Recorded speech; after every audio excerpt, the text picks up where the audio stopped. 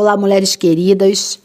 Nós vamos chegar hoje ao término da leitura do livro Uma Mulher Controlada pelo Espírito. E hoje nós vamos estar finalizando com o capítulo que fala sobre divórcio ou morte.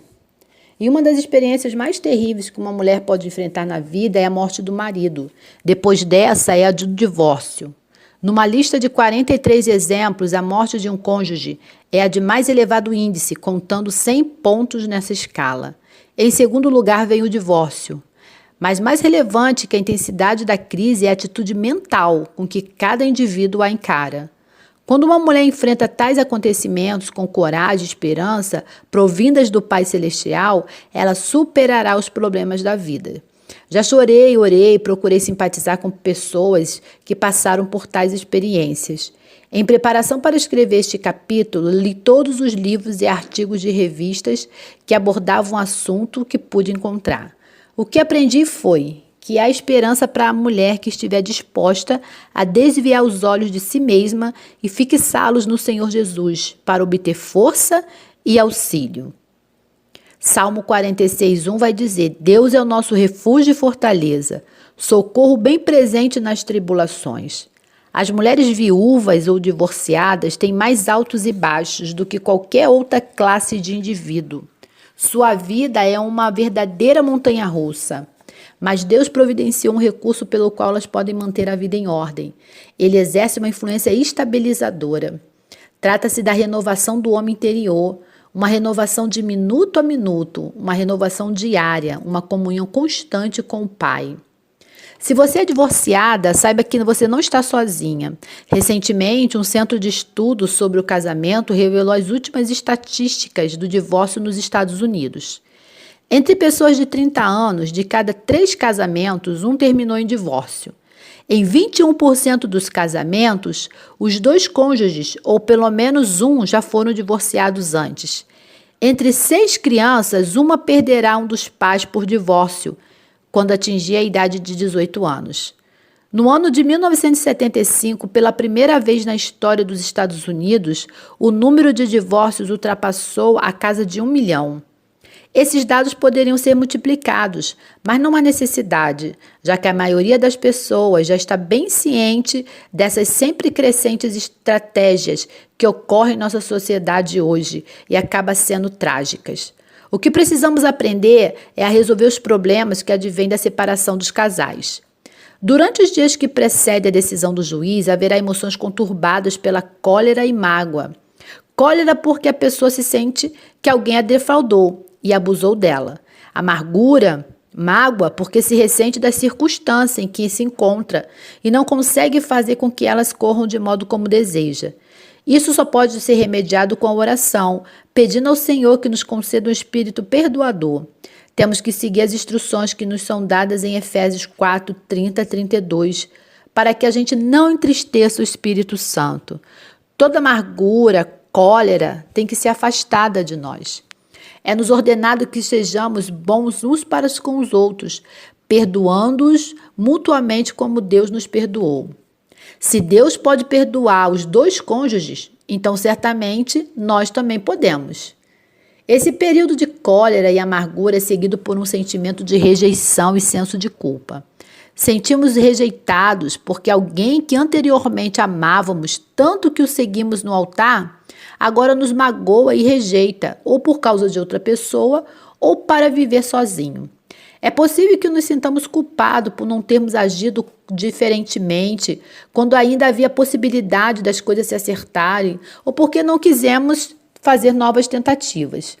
É nesse caso também, enquanto ficamos a examinar nossas falhas e a lastimar o que poderíamos ter feito, não vamos obter vitória de forma alguma. Somente quando confessamos tudo a Cristo, agradecendo-lhe por seu auxílio nas dificuldades atravessadas e confiando nele para um futuro, que poderemos experimentar paz de mente e seremos capazes de viver uma vida abundante. Quando pensamos que a vida foi injusta conosco, começamos a nos entregar à autopiedade por causa de todas as dificuldades por que passamos. Apenas porque um homem nos decepcionou. Nossos filhos podem estar sofrendo com a separação dos pais, e isso será outro motivo para sentirmos pena de nós mesmos, por não termos podido dar a eles uma vida mais normal e mais feliz no lar. A autopiedade sempre leva à depressão. Os filhos sofrerão, não somente porque o seu lar foi desfeito, mas porque sua mãe está deprimida, impossibilitada de lhe dar-lhe assistência possível. Numa situação dessas, as crianças precisam que pelo menos um dos pais estejam tranquilos e possam proporcionar-lhes mais segurança e amor. A mãe precisa compreender que ela tem a responsabilidade total de moldar a vida espiritual e emocional dos seus filhos.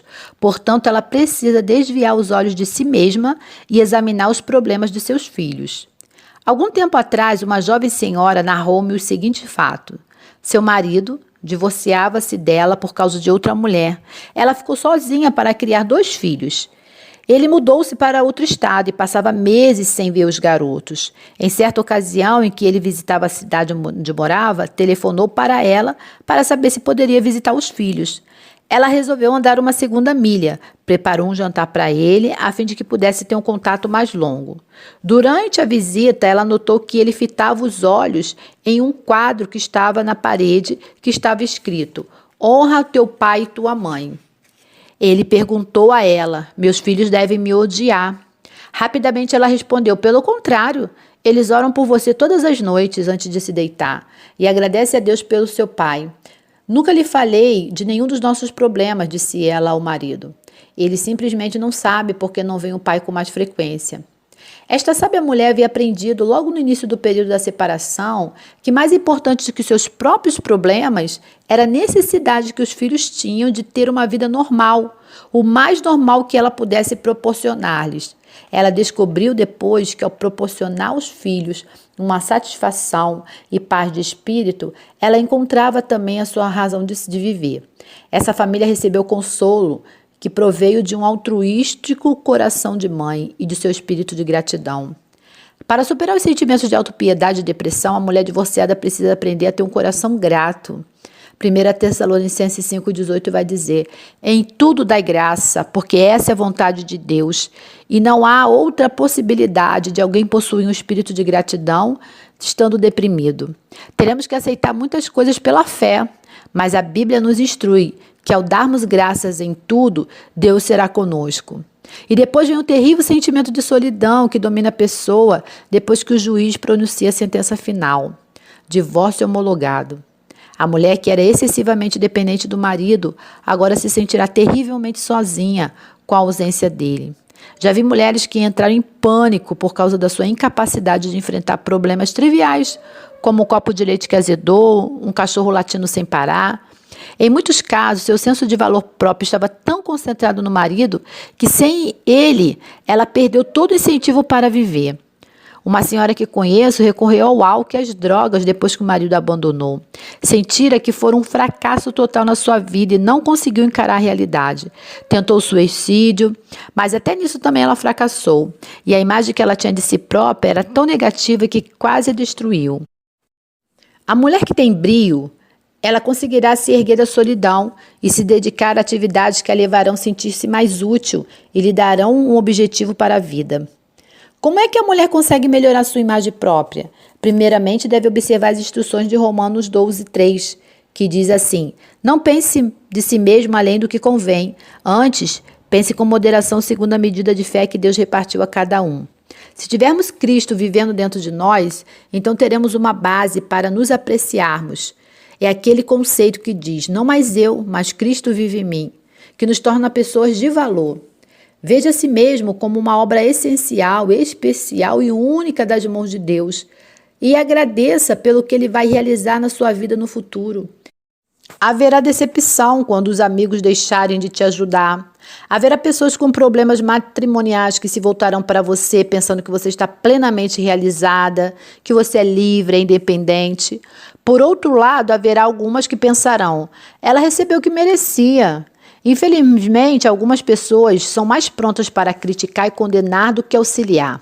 Ser condenada pode nos magoar, nos levar a abrigar um profundo senso de culpa. Lembre-se que se Deus já te perdoou, você precisa se perdoar. Lembra o que ele falou para a mulher adúltera? Eu não te condeno, vai, não peques mais. Se você já confessou seu pecado, então Deus já te perdoou. Infelizmente, a mulher que se encontra nessa situação tende a estabelecer hábitos da vida temporários. Isto é prejudicial tanto para ela como para os filhos e a levará a uma depreciação de si mesma. É melhor encarar a realidade de frente do que apenas deixar correr o tempo. Faça um exame de si mesma, analise-se para ver o que pode ser modificado e depois peça a Deus para ajudá-la a aceitar as coisas que não puderam ser modificadas. Todos nós temos que aprender alguma lição de vida e temos que aprendê-las por caminhos diferentes. Para alguns, o método de aprendizado parece ser mais fácil do que outros. O importante é que aprendamos essas lições. Poderemos vir a ser grande fonte de conforto para outros, se aprendermos bem. Ao nosso redor há dezenas de pessoas atravessando os mesmos traumas e tensões que já experimentamos. Teremos uma grande influência e um grande ministério diante de nós se aprendermos bem as lições da vida e se a gente permitir que o Espírito Santo nos conforte e nos controle totalmente. 2 Coríntios 1, versículo 4 e 5 vai dizer: é Ele que nos conforta em toda a nossa tribulação, para que a gente possa consolar os que tiverem qualquer angústia, com a consolação com que nós mesmos somos consolados por Deus. Porque assim como os sofrimentos de Cristo se manifestam em grande medida a nosso favor, assim também a nossa consolação transborda por meio de Cristo. Deus é poderoso ou não é? Será que Ele pode nos ajudar a enfrentar a solidão de uma véspera de Natal? Será que Ele pode nos ajudar a criar nossos filhos sem a presença do pai deles? Será que Deus pode nos ajudar a controlar nossos impulsos sexuais? Pode Ele nos dar força necessária para resistir à tentação? Pode protegê-la dos perigos que assediam uma pessoa que vive sozinha? E as perguntas desse tipo são intermináveis. Se Ele pode atender a uma dessas necessidades, poderá também atender a todas. Filipenses 4,19 vai dizer: e o meu Deus, segundo a sua riqueza em glória, há de suprir em Cristo Jesus cada uma das vossas necessidades. A mulher viúva. A mulher viúva enfrenta muitos dos seus problemas emocionais como o de uma divorciada. Solidão, autopiedade, medo, depressão. Além disso, a perda do marido traz sofrimento e tristeza. Em muitos casos, a mulher teve que permanecer à beira do leito do marido moribundo e presenciar o passamento dele com os próprios olhos. Ninguém sabe porque um marido muito amado é levado, exceto aquele que era o plano de Deus para ele.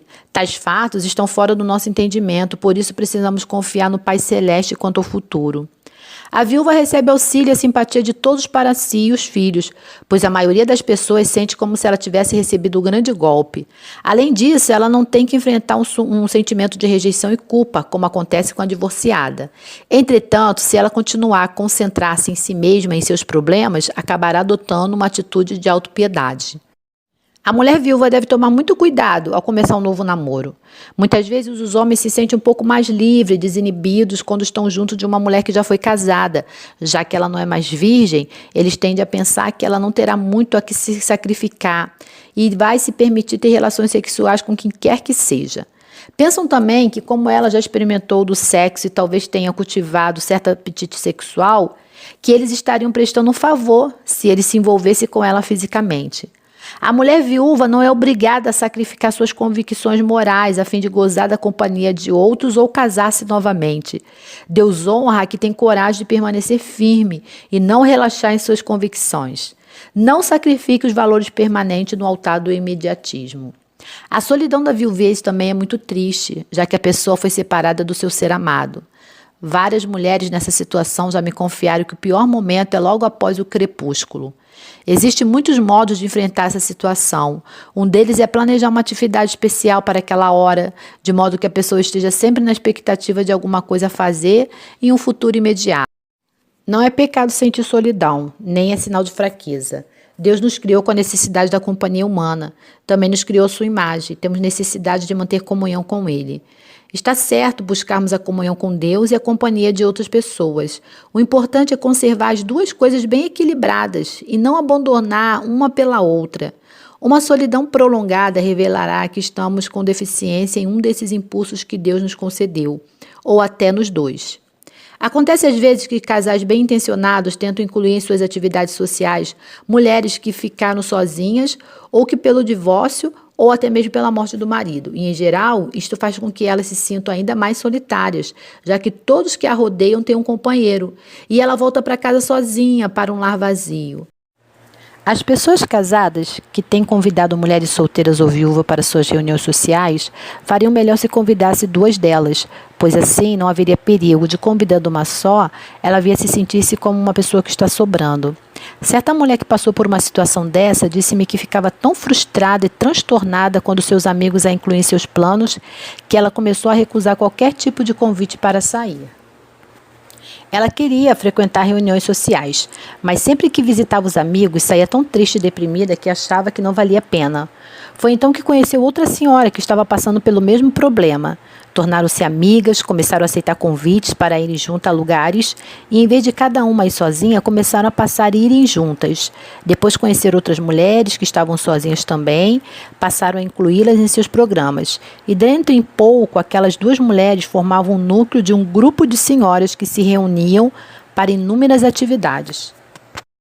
Desde que aprenderam a participar da vida uma da outra e viram que também precisavam da companhia uma das outras, elas não pareceram se sentir tão só.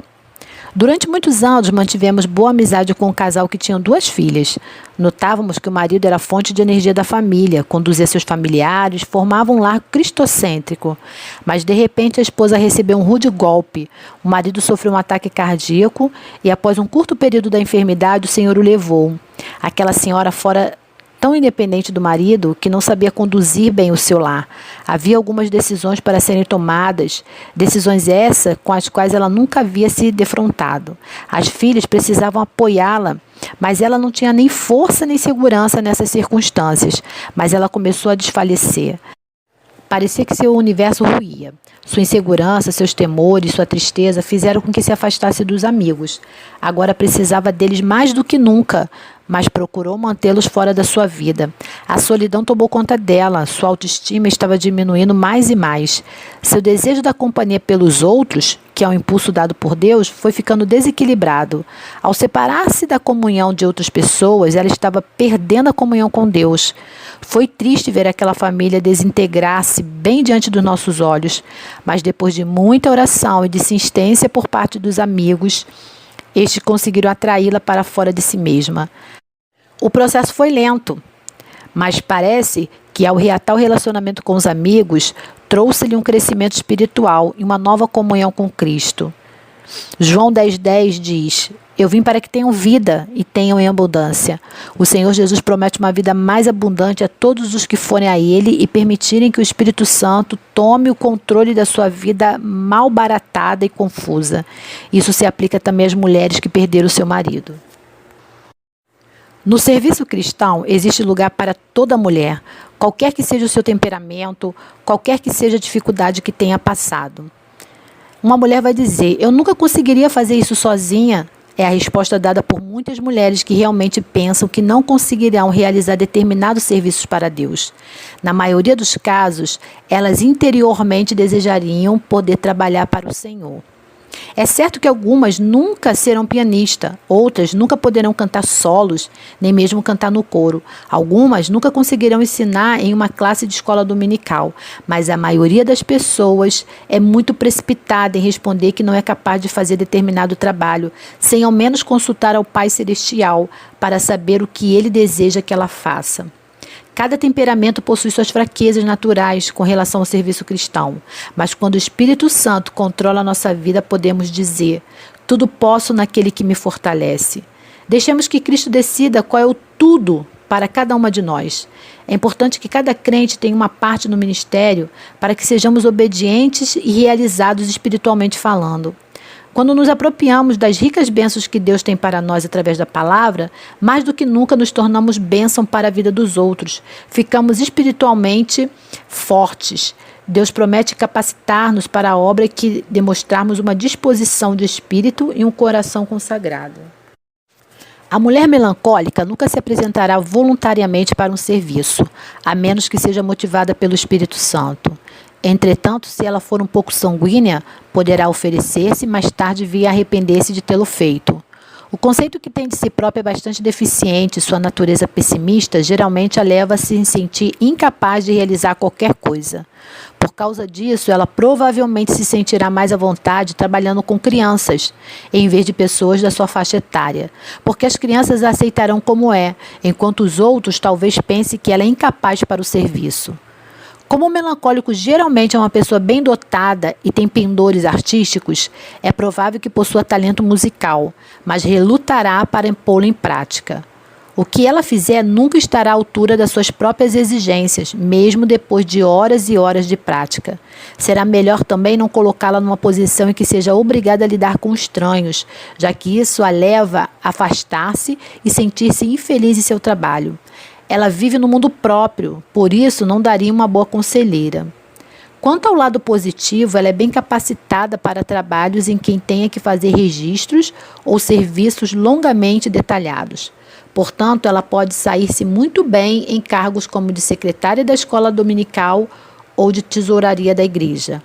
Ela tem um sistema de trabalho bem perfeito e tudo em boa ordem. Na maioria dos casos, as melancólicas são boas contadoras. Qualquer coisa que ela resolver a fazer, pode contar com ela, por sua fidelidade, porque é digna de toda confiança. É verdade que ela não procura realizar muita coisa, ela dosa bem suas energias, mas o que ela começa, ela sempre termina. Quando controlada pelo Espírito Santo, ela tem grande capacidade para realizar muitas atividades que são difíceis para ela e estranhas ao seu temperamento natural.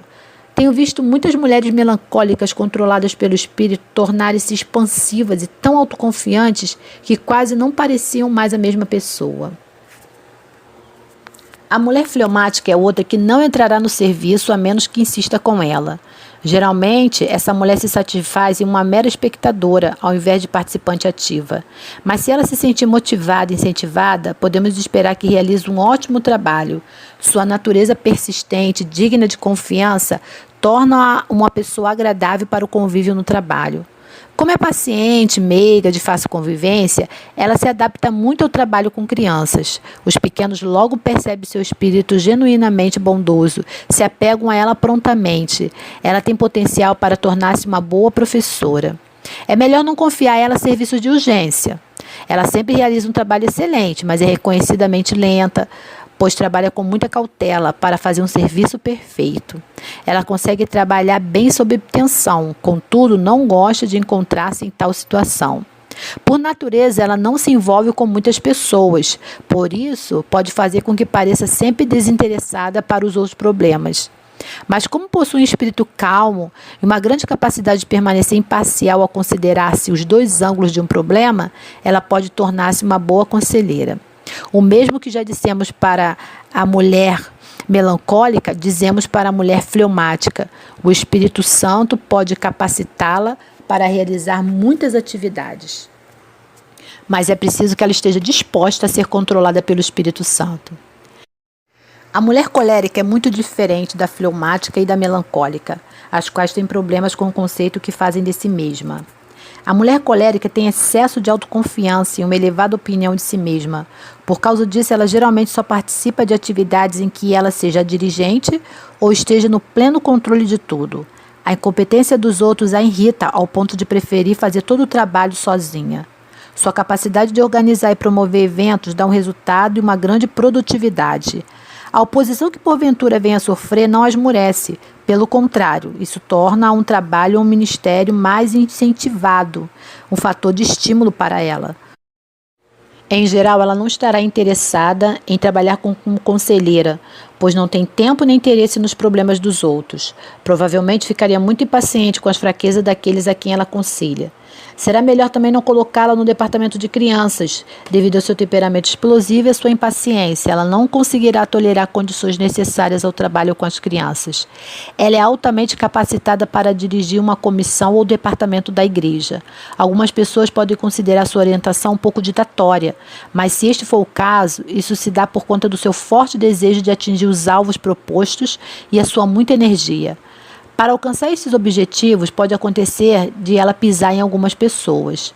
Quando trabalhamos em uma associação com uma mulher colérica, a melhor forma de agir é caminhar ao seu lado, ou então, se não conseguirmos avançar no mesmo ritmo, sair do seu caminho. Entretanto, o Espírito Santo pode suavizar e até modificar essa característica deste temperamento para torná-la mais agradável e mais interessada naqueles com quem ela trabalha. Na escola dominical de férias, foi dirigida num certo ano por uma mulher colérica, muito eficiente. Ela aceitou o encargo já quase em cima da hora. Nunca vi os preparativos para as lições serem feitos completamente, tão rápido e tão prontamente. Isso sem falar em toda a detalhada tarefa de planejar os trabalhos manuais. Quase que imediatamente ela recrutou todo o pessoal de quem precisava. E no dia da abertura da escola bíblica, tudo estava pronto e em ordem. Aparentemente, as reuniões transcorreram tranquilas e suavemente, mas por baixo dos panos ficaram as feridas e cicatrizes daqueles que interpuseram em seu caminho. Quando ela avançava para atingir os seus objetivos, ela tinha muitos feridos na caminhada. Pessoas que começaram a se ressentir-se foram saindo um a um. O pastor teve que se empenhar o tempo todo para curar as feridas que a mulher colérica fez afligindo os outros e aplicar bandagens espirituais numa tentativa de restaurar a paz e a harmonia. Ele conseguiu resgatar alguns dos feridos. A escola continuou. Mas como seria bom e teria um resultado melhor se a mulher colérica fosse uma pessoa controlada pelo Espírito? A mulher colérica geralmente quer controlar tudo sozinha. Mas como seria bom se ela deixasse o Espírito Santo e pedisse auxílio do Senhor para ser mais amorosa e mais sensível para com os problemas dos outros. Os coléricos precisam muito ser controlados pelo Espírito. Você pode servir a Deus sendo sanguínea. Sanguínea é uma moça alegre e uma das mais ativas no serviço cristão. Ela está sempre disposta a oferecer seus préstimos em muitos setores do ministério da igreja. Infelizmente, ela não é muito disciplinada, muitas das vezes se atrasa e não se pode confiar em suas promessas.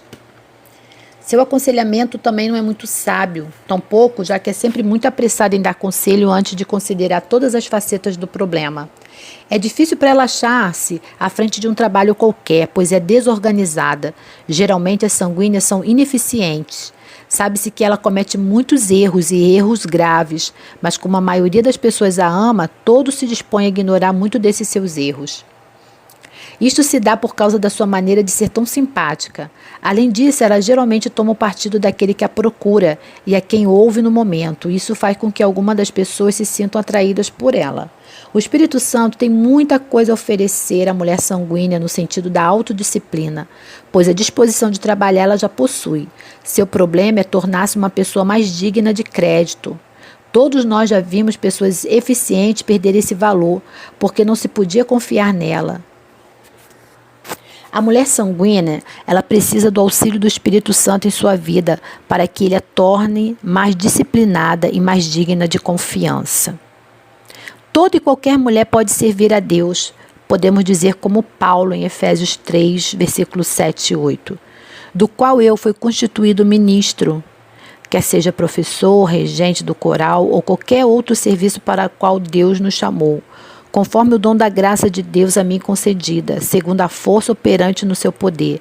A mim, o menor de todos os santos, me foi dado esta graça de pregar aos gentios o evangelho das insondáveis riquezas de Cristo. Nosso sucesso em todas as circunstâncias e estágios da vida depende do caminharmos no Espírito. Quem consegue andar no Espírito com suas atitudes mentais e espirituais, poderá andar no Espírito também com suas ações. É por isso que andar no Espírito baseia-se no relacionamento pessoal que temos com Deus, pois, na verdade, nosso relacionamento com Ele é o segredo do nosso relacionamento com todas as pessoas. E assim terminamos a leitura do livro Uma Mulher Controlada pelo Espírito. Foi com certeza um investimento na sua vida espiritual, que você possa colocar em prática, compartilhar e que você possa, a partir de hoje, investir na sua vida espiritual. Te encontro na próxima leitura. Um beijo grande.